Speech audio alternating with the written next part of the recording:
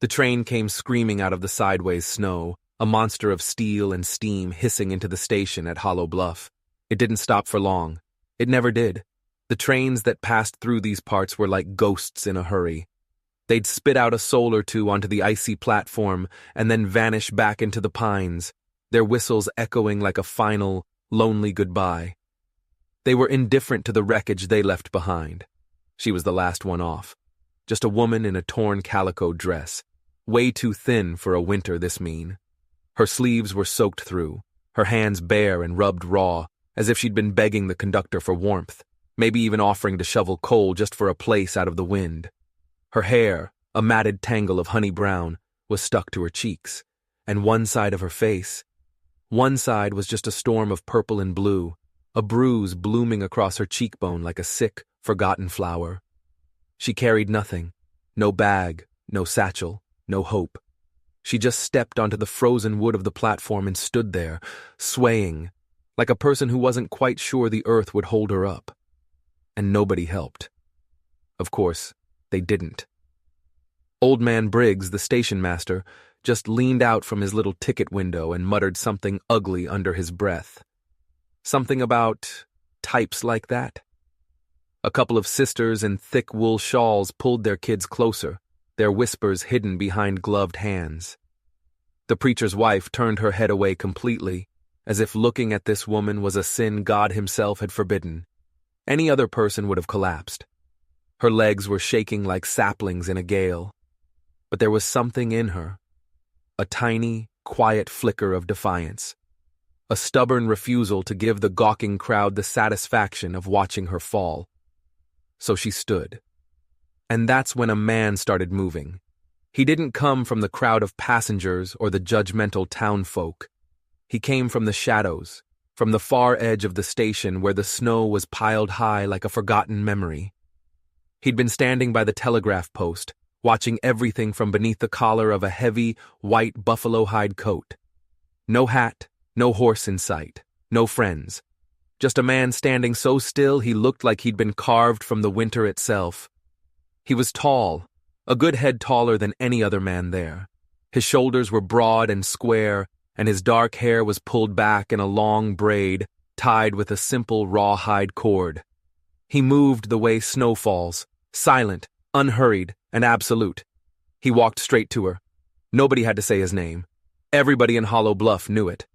Bowden Greyhawk, a Comanche man, born from the silence of the high ridges and known for living in it.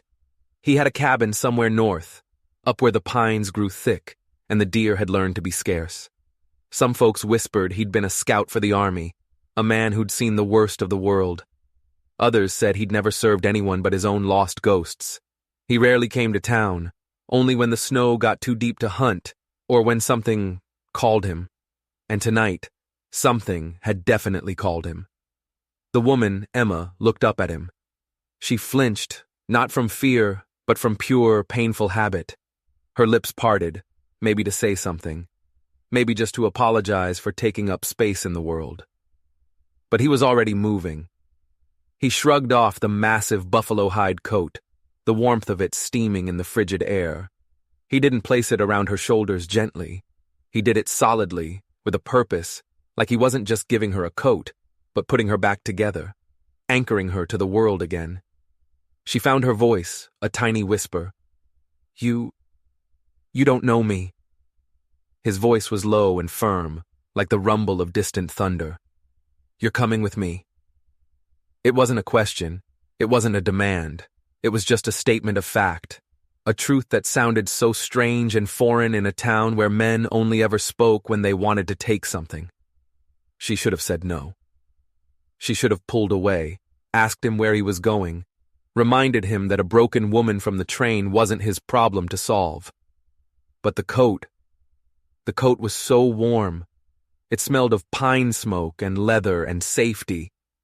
And his eyes, they were as black as coal but as soft as ash. They held no hunger, no pity, just presence. The kind of solid, unwavering presence that doesn't push you or pull you, it just stays. She gave a single, almost invisible nod. From his window, Briggs the station master grunted. "She got a name?"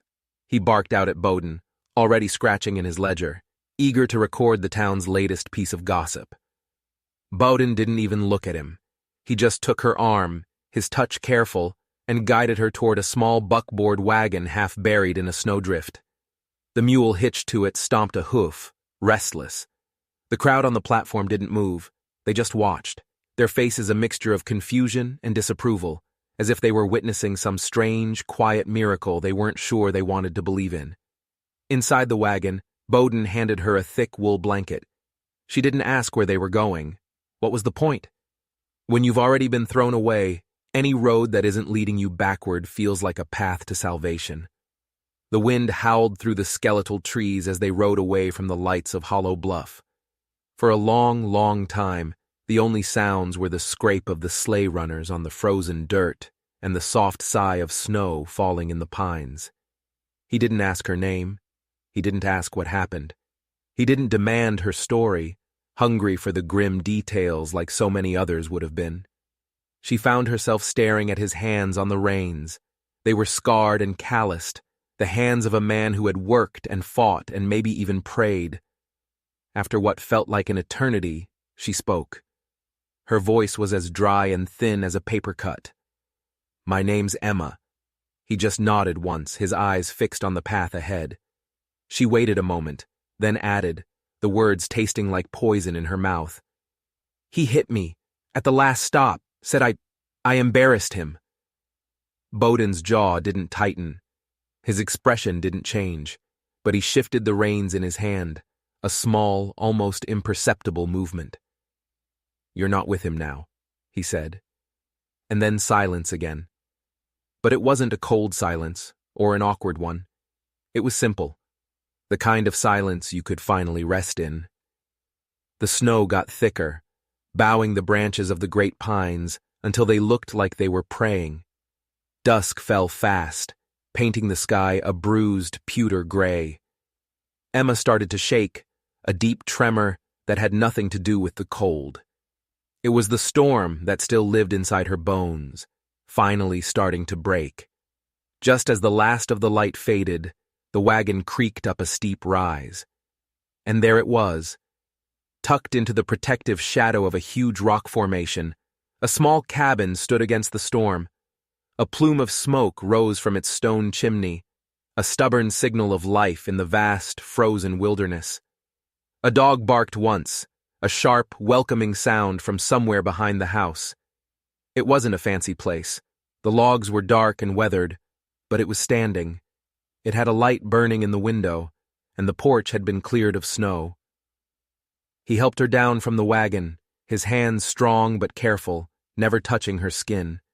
Inside, the cabin was a cocoon of warmth. The fire in the hearth licked at the log walls, casting dancing shadows. A pot of something, stew maybe, simmered over the flames, filling the single room with a rich, savory smell. There were 2 simple wooden chairs, a sturdy table, and on a small shelf, a Bible with corners worn soft from use. Above the hearth, someone had mounted a carving of a bird in mid-flight, its wooden wings spread wide as if it were about to soar right through the roof and into the stormy sky. Emma just stood there, a ghost in a borrowed coat, unsure if she was even allowed to be here, unsure if she was real. Bowden lit a second lantern, its golden glow pushing back the darkness. He gestured with his head toward a closed door at the back of the cabin. "That room's yours," he said, "if you want it." She hesitated, her throat tight. You don't want to know what happened?" she whispered. He finally met her eyes, and in their dark depths she saw no judgment, no curiosity, no pity. Just a calm, quiet certainty. "You're here," he said. "That's enough." She turned away from him then, moving slowly, as if she were afraid she might dissolve into mist before she reached the door. She stepped into the small bedroom and closed the door behind her. And only then, in the safety of that small, dark room, did she let herself weep. The tears came silently, without a sound, but they were hot and heavy. She cried for the woman she used to be, for the shame and the fear, for the cold platform and the turning heads. but the thick log walls of the cabin didn't echo her sorrow. They absorbed it. And in the other room, the man who had asked for no story and no payment simply added another log to the fire, sat down in his chair, and kept watch. Outside, the snow kept falling, slow and soft, like the pages of a book turning, covering the old tracks, burying the things that didn't need to be remembered. And in that profound hush, deeper than any words could ever be, something small but unbreakable had just begun again. And though neither of them knew it yet, the woman who had been thrown away like ash and the man who was carved from silence were about to show an entire town what true warmth really meant. But the secrets buried under that snow were older and deeper than either of them could imagine. Bowden hadn't just been waiting at the station by chance. He was waiting for her, and the reason why would change everything. The first morning in the cabin arrived with a delicate lace of frost on the inside of the window panes. Emma stirred before the sun had even thought about climbing over the high ridge line. The little room was perfectly quiet, smelling of dry pine and something else. Something warm and comforting. Cornbread. Her fingers, still stiff from sleep, brushed against the heavy quilt that had covered her all night. It wasn't hers. Nothing in this place was hers. And yet, for the first time in what felt like a lifetime, the aching of her bruises wasn't the first thing she felt when she woke up. She rose without a sound, careful not to disturb the profound stillness of the house. When she crept into the main room, Bowden was already there, crouched low by the hearth, feeding small pieces of kindling to the glowing coals. He didn't look up, didn't even seem to notice her. She stood in the doorway, caught between speaking and retreating back into the safety of her room. Then, his voice came, low and even, not startling her at all. "There's hot water by the stove." Emma nodded, though he wasn't looking at her. She moved slowly, cautiously, as if she were walking through someone else's dream, afraid to wake them. A simple tin mug was waiting on the table next to a small clay pot, a delicate wisp of steam coiling from its spout. She poured a cup and held it in both hands, letting the heat seep into her palms. It was a good kind of burn. It felt good to hold something that didn't hurt back. He didn't say anything else. He didn't ask her how she slept. He didn't ask about the ugly marks on her arms or the broken rhythm of her breathing. He just stood up, stirred the fire one more time, and then moved to a corner to refill a basket with firewood. There were no prying eyes on her, no suffocating curiosity, just the gentle sound of the fire breathing, the wind whispering at the windows, and the calm, steady motion of a man who asked for nothing. It was strange how loud peace could be. After so much noise, the quiet was almost deafening. By midday, the lure of the outdoors was too strong to ignore. She pulled on the massive buffalo coat over her thin dress and stepped outside. The snow had formed a crust overnight, and it crunched satisfyingly under her worn-out shoes. The air was so sharp and clean it almost stung to breathe it in. The silence out here was different from the silence in town. In Hollow Bluff, the silence was heavy, thick with judgment. It was the silence of eyes watching from behind lace curtains, of names being muttered like curses. But here, it was clean. It was the silence of thin air and pine needles, and the distant, lonely caw of a raven circling high above. She found a small stream just past a little chicken coop. Most of it was frozen solid, but a narrow channel of black water ran fast and deep beneath the ice. She crouched down and dipped her fingers into it, just to feel something moving, something that wasn't bruised or broken. She didn't know that Bowden was watching her from the cabin porch. He wasn't standing close enough to crowd her, but he wasn't far enough away to forget her either.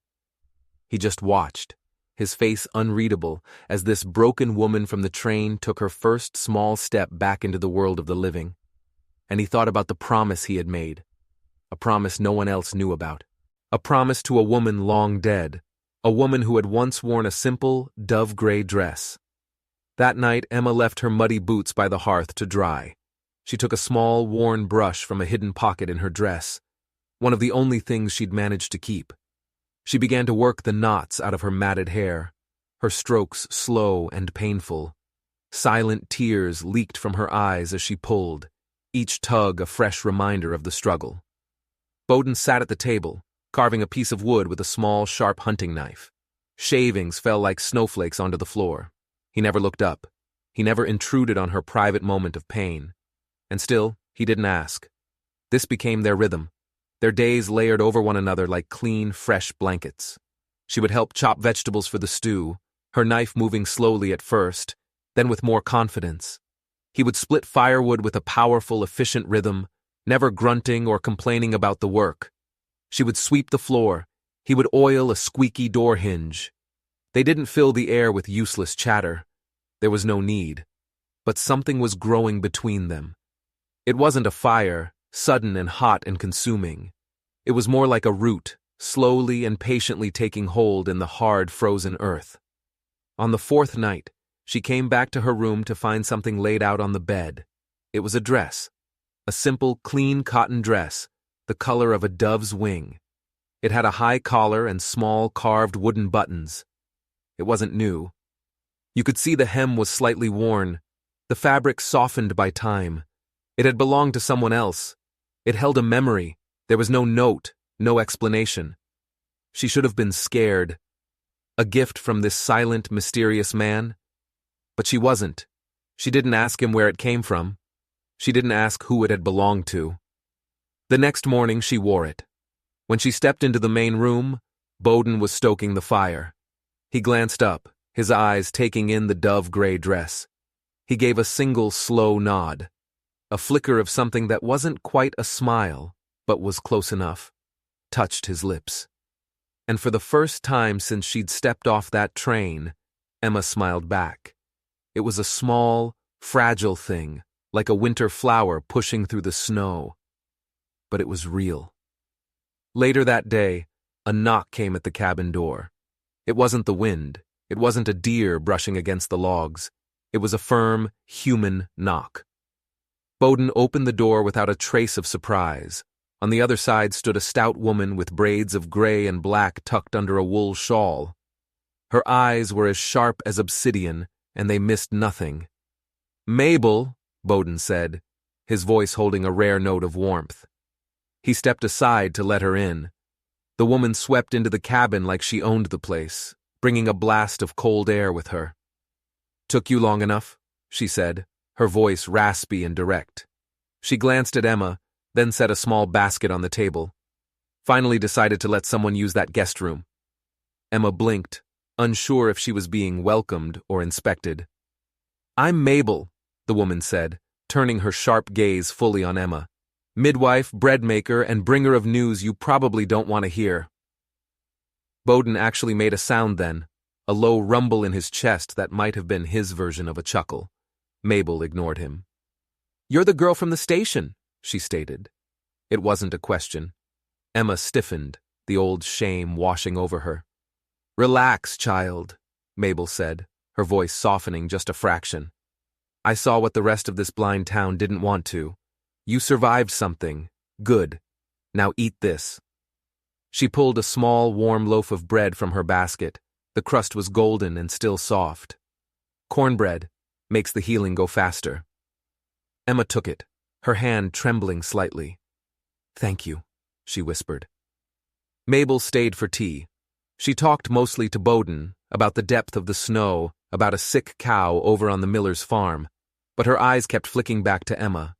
She wasn't unkind, but she was reading her, like someone flipping through the pages of a worn-out book, looking for the story between the lines.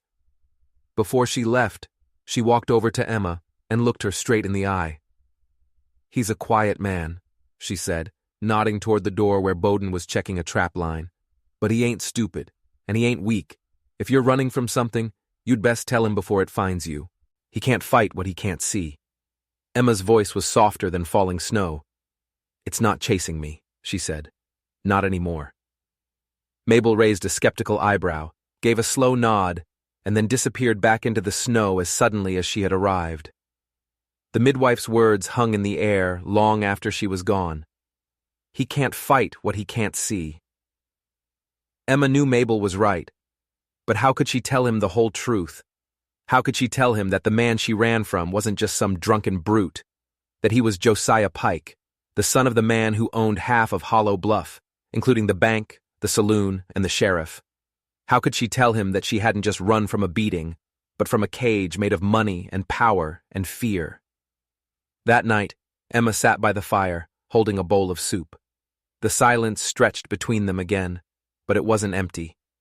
It was wide and full of unasked questions. Finally, she spoke the one that mattered most. "You never ask me anything." Bowden didn't look up from the new piece of wood he was starting to carve. "Would you answer?" "No," she admitted quietly. "Then it don't matter," he said.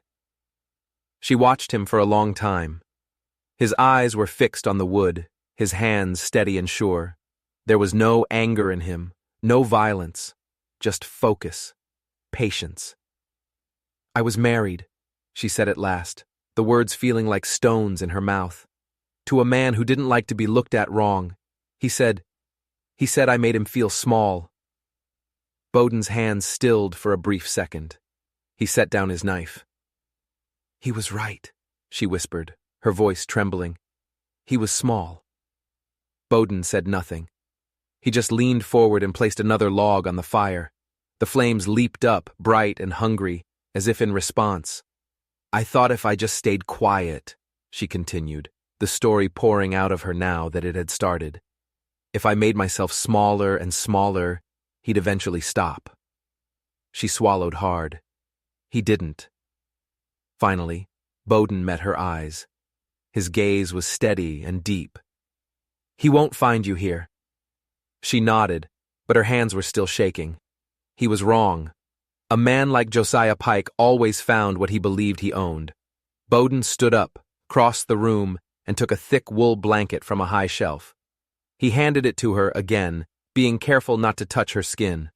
"Snow's getting deeper tonight. Keep warm." She clutched the blanket, not just for the heat, but for what it represented. A simple, uncomplicated act of kindness. As she turned to go to her room, his voice stopped her. "You don't owe anyone your story, Emma." She paused at her door, her back to him. "But you deserve a place to finish it." She didn't cry this time. She just nodded, closed the door softly behind her, and sat on the edge of the bed with the blanket wrapped around her shoulders like a shield.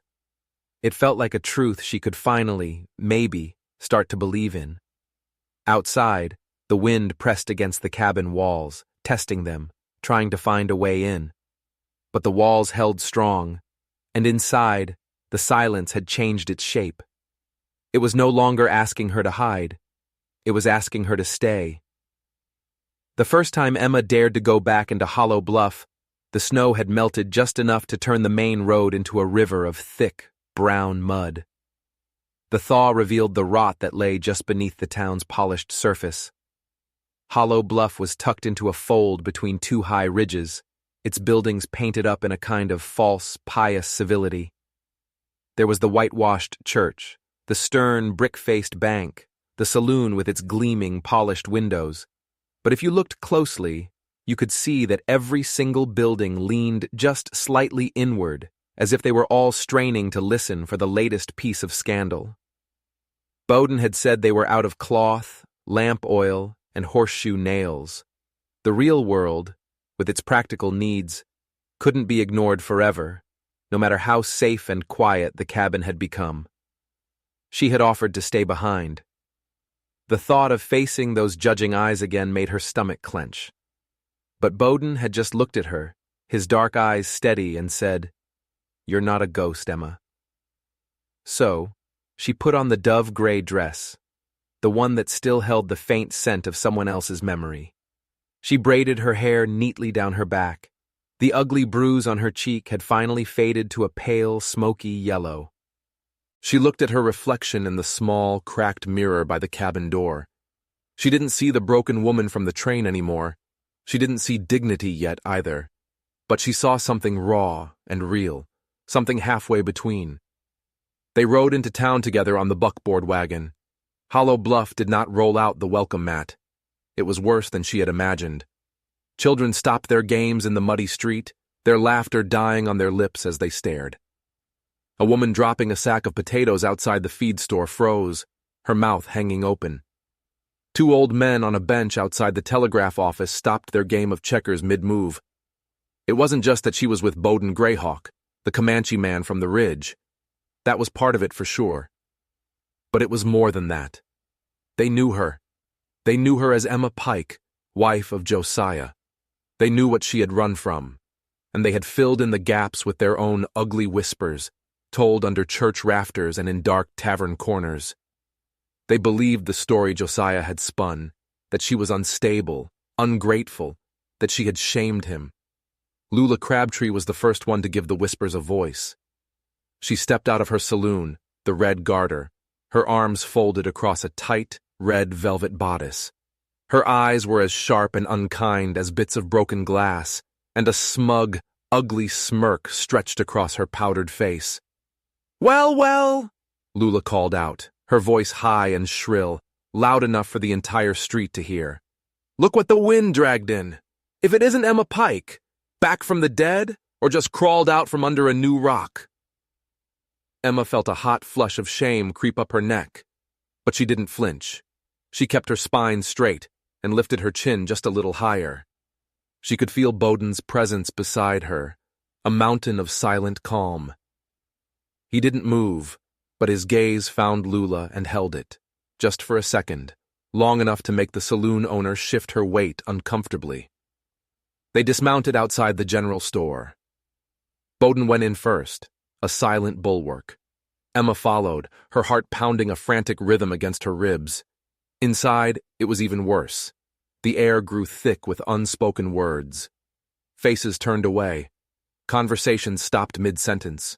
The store owner, a wiry little man named Ghibli, started polishing a shelf that was already gleaming. "Didn't expect to see you back in town, Mrs. Pike," he said, his smile too wide, too false. "Thought you'd moved on." The use of her married name felt like a slap. "I have," Emma said, her voice steady as she reached for a spool of thread. Ghibli cleared his throat nervously. "Well, things change, I suppose." She didn't reply. She moved through the store, from shelf to shelf, gathering the items on their list. The stares of the other customers followed her like biting flies. She heard a woman murmur the word shameless to her friend. Another woman said much louder, "A decent woman wouldn't be seen living with him." Emma's hand trembled, and she dropped the tin of lamp oil.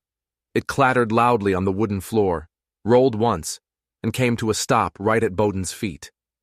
He bent down, picked it up, and placed it gently in their basket without a word, his eyes never leaving her face. Just as they reached the counter to pay, the door swung open again. Sheriff Elmore Wade walked in. His boots tracked fresh mud across the threshold. The silver star pinned to his vest caught the dim light coming through the front windows. His gaze went straight past Emma, landing on Bowden. "Greyhawk," he said, his voice laced with authority. "Didn't figure you for the type to be dragging strays into town." Bowden didn't blink. "We need supplies." The sheriff finally turned his attention to Emma. His smile was as tight and unpleasant as a new pair of boots. "Ma'am," he said, pointedly not using her name. "I hear you're staying out on the ridge. That true?" Emma nodded, her mouth suddenly dry. "You've been staying in his home?" "Yes."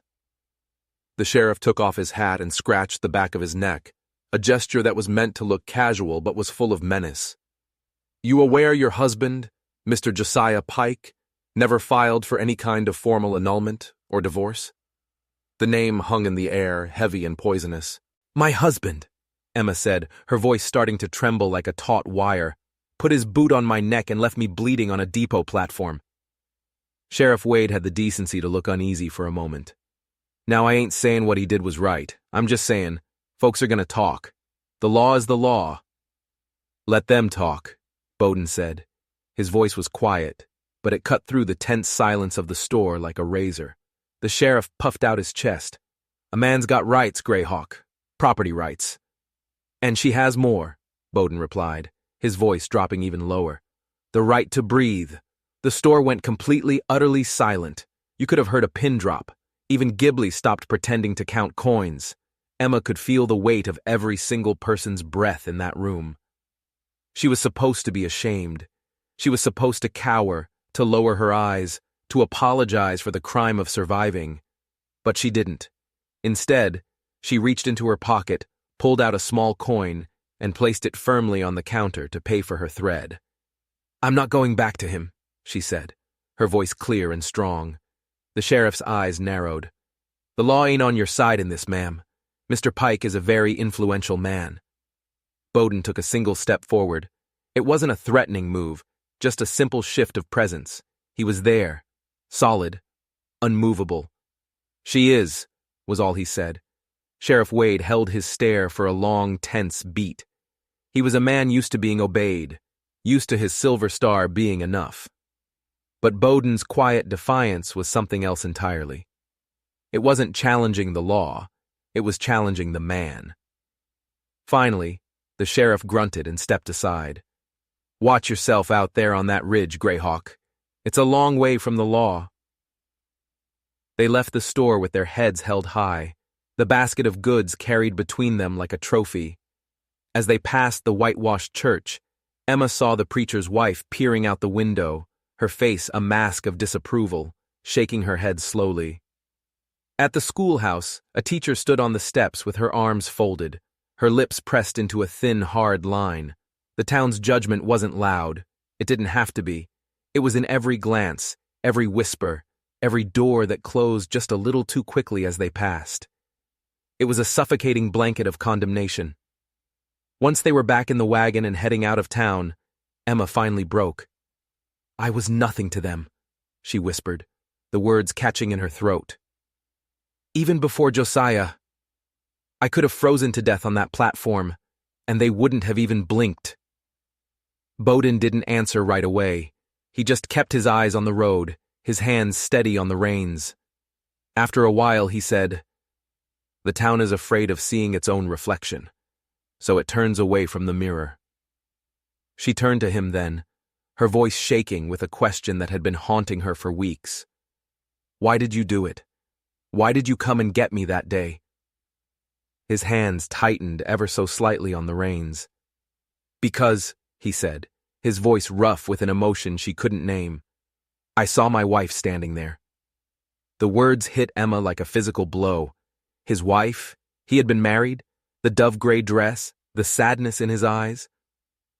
What happened to her?" Emma whispered. Bowden's jaw clenched. The silence that followed was heavier than any before it. He stared straight ahead at the darkening trail, at the cabin that was now their shared sanctuary. "The town happened to her," he finally said, and the cold fury in those 5 words was more terrifying than any shout. "Josiah Pike happened to her." The world seemed to tilt on its axis.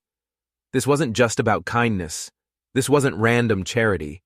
This was something else, something deeper, something dangerous. Bowden had saved her not just because she was a woman in need, but because he saw a reflection of his own past, his own pain, his own injustice. And Josiah Pike wasn't just Emma's abuser. He was Bowden's sworn enemy. They rode the rest of the way in a silence that crackled with unspoken history. The cabin, once a simple refuge, now felt like the center of a gathering storm, and Emma realized she hadn't just been rescued. She had been recruited into a war she never knew existed. The revelation hung in the air between them, thick and heavy as winter fog. Josiah Pike. The name was a poison that had infected both their lives. Emma felt a chill that had nothing to do with the cold. Bowden hadn't just given her a coat and a place to stay. He had pulled her into the heart of his own private war, a war that had started long before she ever stepped off that train. The dove-gray dress wasn't just a kind gesture, it was a ghost. The quiet sadness in his eyes wasn't just his nature. It was a wound that had never healed. She didn't press him for details on the ride back. The look on his face, The hard set of his jaw told her that the story was a dark and heavy stone he carried alone. When they got back to the cabin, the familiar space felt different, charged. Every object seemed to hold a new meaning. The carving of the bird in flight. Was it a symbol of freedom, or a memorial to a spirit that had been caged?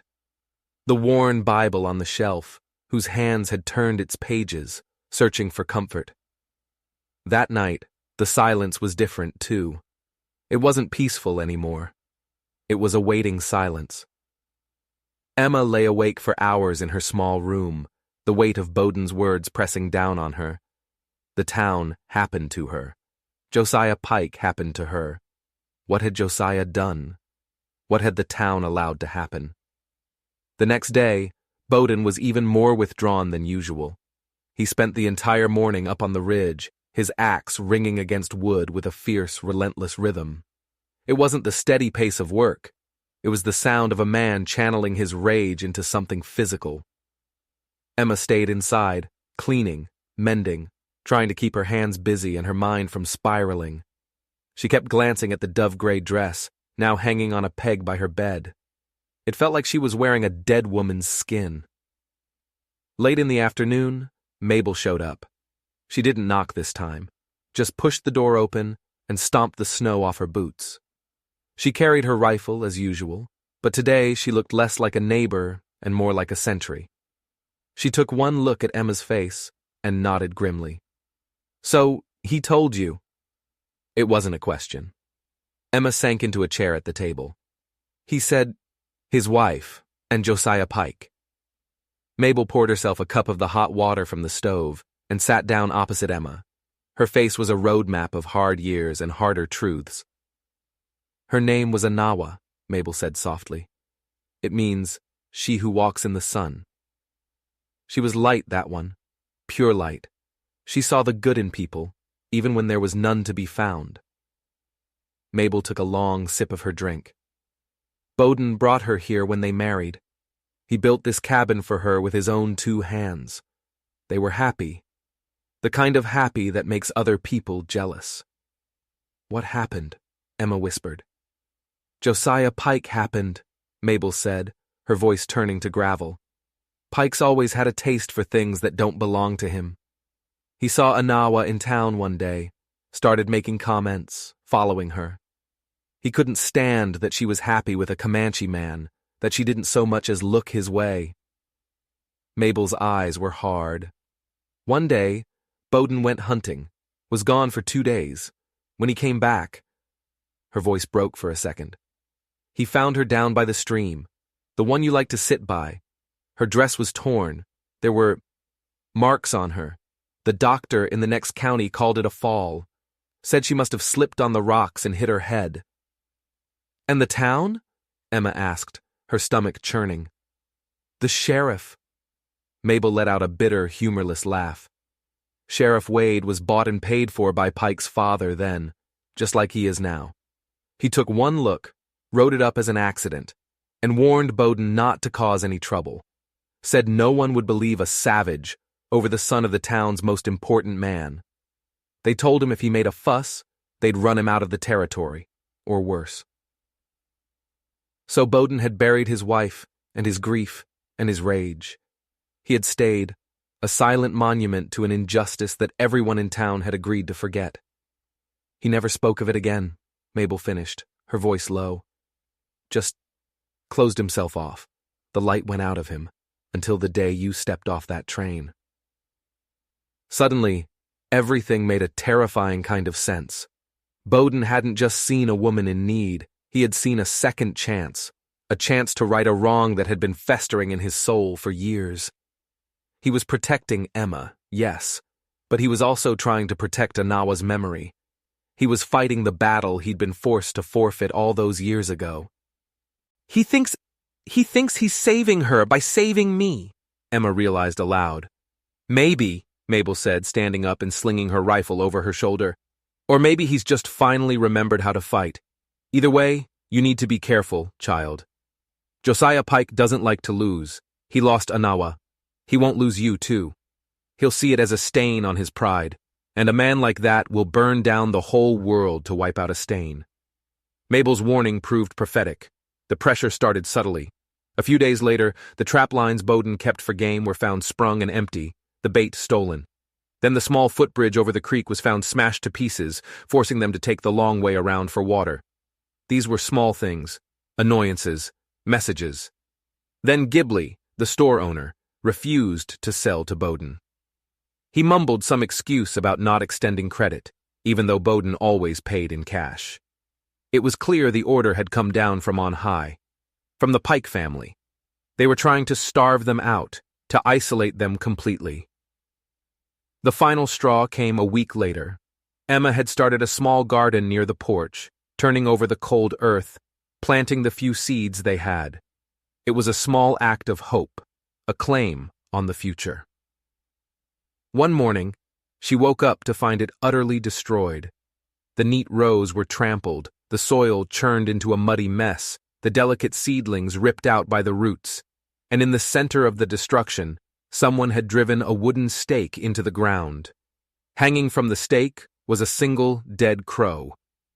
It was a threat as old as the hills, a promise of death. Emma stared at it, her blood running cold. This wasn't just about chasing her away anymore. This was a prelude to violence. She ran back inside, her heart hammering against her ribs. Bowden was standing by the window, his face like carved stone. He had already seen it. "He won't stop," Emma whispered, her voice shaking. We can't stay here. He'll kill you, Bowden."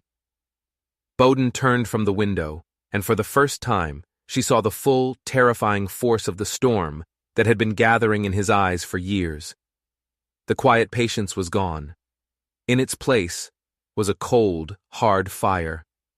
He walked over to a long wooden chest that had sat untouched in the corner of the cabin since she'd arrived. He knelt and lifted the lid. Inside, wrapped in oilcloth, was a Winchester rifle, gleaming and well cared for. Beside it lay a Colt revolver and a cartridge belt, the brass casing shining in the dim light. He had been a scout. He had been a warrior. And Josiah Pike had just reminded him of that fact. "No," Bowden said, his voice a low, dangerous growl as he checked the action on the rifle. "We're not running." He looked up at her, his dark eyes boring into hers. "The running ends here." He wasn't just talking about her. He was talking about Anawa. He was talking about years of forced silence and swallowed rage. The garden had been a mistake. Not for them, but for Josiah. By destroying that small patch of hope, he hadn't broken Emma's spirit. He had just woken up the bear, and the reckoning was finally coming to Hollow Bluff. Winter returned with a vengeance, as if it had been personally offended by Emma's small garden. A late-season blizzard swept down from the high ridges, a furious, howling ghost that smothered the world in a thick blanket of white. The pines bent low, their branches heavy with snow, groaning under the weight. The world was silent again, but it was the heavy, expectant silence before a battle. Emma stood on the porch, her hands gripping the cold wooden railing. The borrowed buffalo coat was wrapped tightly around her, but the chill she felt went bone deep. She watched the tree line, a solid wall of white and gray, her breath coming in slow, even clouds. Inside the cabin, the fire crackled, and a pot of stew simmered on the hearth. It was an ordinary scene of domestic peace, but outside, something old and ugly and unfinished was riding toward them on borrowed time. Bowden came out of the cabin to stand beside her. He wasn't carrying his axe this time. The Winchester rifle was held loosely in one hand, its dark metal a stark contrast against the snow. His eyes were fixed on the same point in the distance as hers. "He's coming," Emma said. It wasn't a question. "I know," Bowden replied. They had heard it that morning, before the snow got too thick. The sound of multiple horses, moving too fast for a hunting party, too organized for simple travelers. It was the sound of a posse. And there was only one man in Hollow Bluff with the power and the arrogance to raise a posse for his own dark purposes. Josiah Pike. He wasn't just coming to get his wife back. He wasn't just coming to deliver another threat. A man like Josiah couldn't stand to be defied. He couldn't stand that the woman he had tried to break and the man he had wronged years ago were finding a sliver of peace together. This wasn't about law or property anymore. This was about eradication. He was coming to burn them out, to wipe the stain of their defiance off the face of his mountain. Emma had known this day would come. She had felt it in the way the wind changed that morning, tasted it in the sharp metallic tang of the air, and when Mabel had shown up an hour ago, trudging through the deepening snow with her own rifle slung over her shoulder and a grim, determined look on her face, Emma hadn't even had to ask why she was there. Some debts can only be paid in gunpowder. "He'll have others with him," Bowden said, his voice calm. "Sheriff Wade for sure, and any man who owes his father money." "Let him," Mabel grunted from the doorway, checking the load in her weapon. They didn't pack. They didn't make plans to run. This was their ground. This cabin was their fort. Bowden moved the mule to the relative safety of the small, sturdy barn behind the cabin. He took a few minutes to scatter fresh snow over the well-worn path to the woodpile, a small deception that might buy them a few precious seconds. Emma went back inside, swept the hearth, and set a fresh kettle of water to boil. It was a strange, defiant act of normalcy in the face of annihilation. Mabel took up a position by the front window, resting her rifle on the sill. Her gray and black braid was tucked tightly, her eyes as sharp as a hawk's. "They'll be expecting fear," she muttered, more to herself than to them. "Let's give 'em stillness instead." The first shot came without warning. It wasn't aimed at the cabin. It was a shot of pure arrogance, fired up into the high branches of a giant pine tree. Snow exploded from the boughs, and a heavy branch cracked and fell to the ground with a muffled whoomp.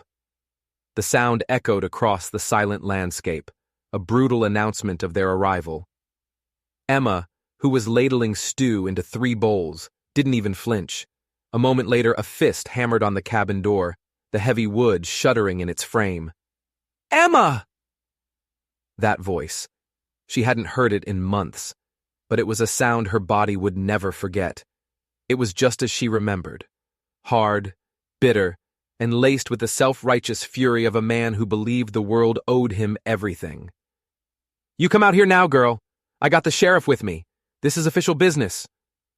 Bowden didn't move from his spot near the hearth. His face was calm. The revolver he'd taken from the chest now lay on the table, within easy reach. Mabel just clicked the safety off her rifle, the sound loud in the quiet room. "He's a liar," she whispered. "That ain't the sound of official business. That's the sound of a mob." Another voice, weaker but still carrying the weight of the law, followed. "Emma Pike, this is Sheriff Wade. Open this door. You are living in sin with this man, in defiance of your legal husband." Emma set down the ladle. She looked at Bowden. He gave her a single, almost imperceptible nod. She walked to the door, her hand steady, her heart a cold, hard knot in her chest. She opened it herself.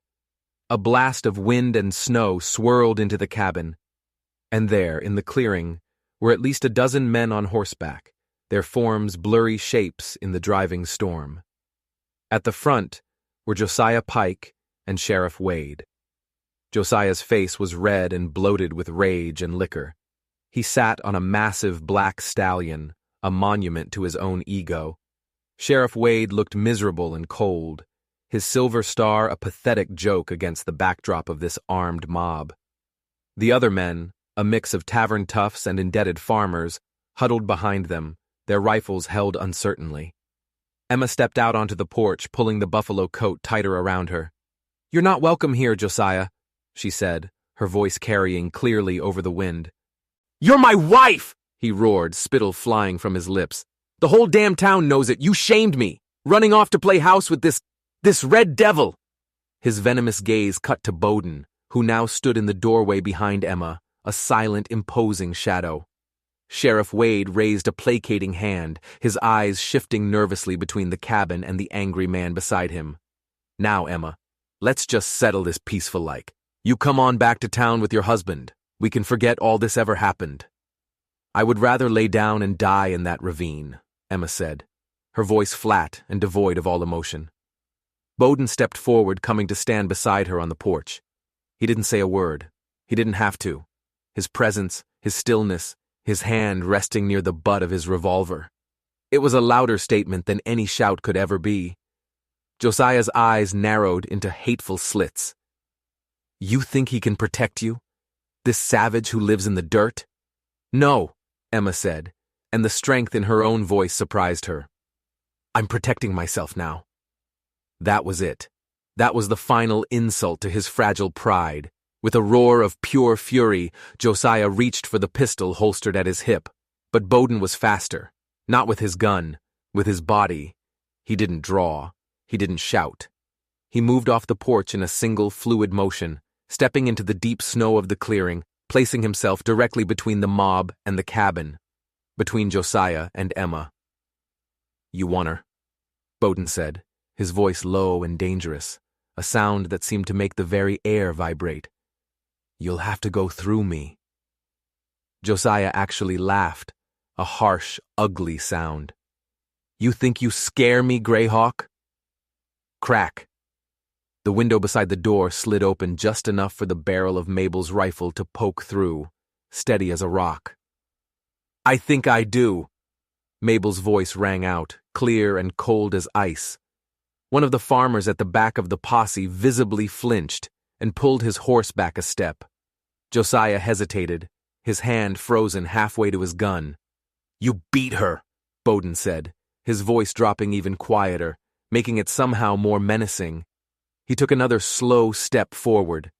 You left her for dead on a train platform, and you want her back, not because you care for her, but because you can't stand the thought of her finding peace.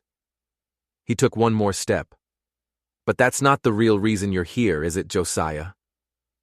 A flicker of something, not just anger but fear, crossed Pike's face. You're here because you're afraid, Bowden continued, his voice resonating with years of suppressed truth. You're afraid of what I know. You're afraid of what I saw that day down by the stream. Sheriff Wade went pale. Now hold on, Greyhawk. That's old history. This is my history, Bowden roared, the sound exploding from him, a raw, primal cry of grief and rage. He put his hands on my wife. He left her to die. And you, he spat, pointing a finger at the sheriff, you buried the truth to protect this monster. The posse shifted nervously. This wasn't what they had signed up for. They had come to intimidate a lone woman and an Indian. They had not come to be witnesses to the unearthing of a murder. She fell! Josiah screamed, his composure finally shattering. It was an accident. Tell that to Anawa, Bowden whispered, and then he drew his revolver. The world exploded into chaos. Josiah fired his pistol wildly, the shot going high and burying itself in the logs above the cabin door. At the exact same instant, Mabel's rifle cracked, the sound sharp and final. Josiah cried out, not in pain, but in shock, as his horse, struck in the neck, screamed and collapsed, throwing him into the deep snow. The men in the posse, caught between a man they feared and a truth they could no longer ignore, began to back away, wanting no part of this. This ain't our fight, one of them shouted. Josiah scrambled to his feet, his face a mask of pure hatred, and raised his pistol again, this time aiming it squarely at the sheriff. You useless coward! You were supposed to handle this. Sheriff Wade stared down the barrel of the gun, his face ashen. He had made a deal with the devil, and the devil was finally calling in his marker. But before Josiah could fire, a second shot rang out. Not from Mabel's rifle, from Bowden's revolver. The shot was perfect. It struck the pistol in Josiah's hand, sending it spinning away into a snowdrift. Josiah howled, clutching his hand, which was now a bloody mess of shattered bone. He was disarmed. He was exposed. He was alone. The posse didn't wait. They turned their horses and fled, melting back into the storm, leaving their arrogant leader floundering in the snow. Sheriff Wade just sat on his horse, frozen, staring at the man he had protected for so long, finally seeing the sniveling, pathetic monster for what he truly was. Bowden walked slowly toward Josiah, his revolver still held steady. He stopped right in front of him. The air was thick with the smell of gunpowder and justice. "It's over, Pike," Bowden said, his voice cold and final. Josiah stared up at him, his eyes wide with pain and disbelief. You should have stayed quiet." "I did," Bowden said. "For too long." He didn't shoot him. He didn't need to. He had already taken everything from him. His power, his pride, his lies. He just turned his back on him and walked back to the cabin, back to Emma.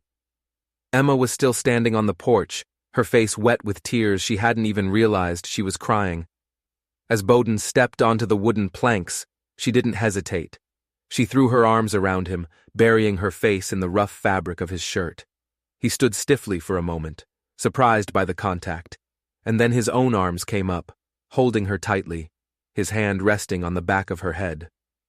Mabel appeared in the doorway, her rifle lowered. She looked at the two of them, then out at the pathetic figure of Sheriff Wade, who finally seemed to find the will to move, dismounting and apprehensively approaching the whimpering, defeated Josiah Pike. The storm was already beginning to cover the tracks of the posse, burying the evidence of the fight. Inside, the fire was still crackling. The stew was still warm. The world had changed, not with a bang, but with the slow, steady fall of snow. Justice hadn't come shouting from the heavens. It had come from the quiet courage of a broken woman, the steady resolve of a grieving husband, and the stubborn loyalty of a friend with a good aim. Later that night, the three of them sat by the fire.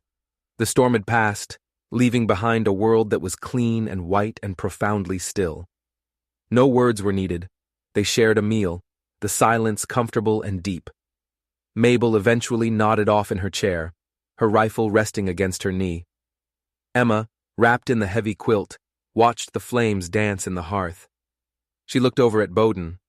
He was carving again, a new piece of wood, his hands sure and steady. She reached out and placed her hand over his, stilling his knife. His skin was warm. "Anawa would have been proud of you," she whispered. He didn't look up, but his fingers laced through hers. "She would have been proud of you," he said, his voice rough with emotion. "You didn't need saving, Emma. You just needed to be believed." She leaned her head against his shoulder, not out of weakness, but out of a shared strength. It felt like coming home. Outside, the moon rose over a world made new, its light shining down on a small cabin where two souls, scarred by the same fire, had finally found a way to put out the flames and step into the light. The fight was over, and in the quiet that followed, they were finally free to build something new from the ashes. If you believe that courage is not the absence of fear, but the will to stand up even when you're terrified, then hit that subscribe button. Let us know in the comments below what you think of the justice that finally came to Hollow Bluff. Thanks for watching.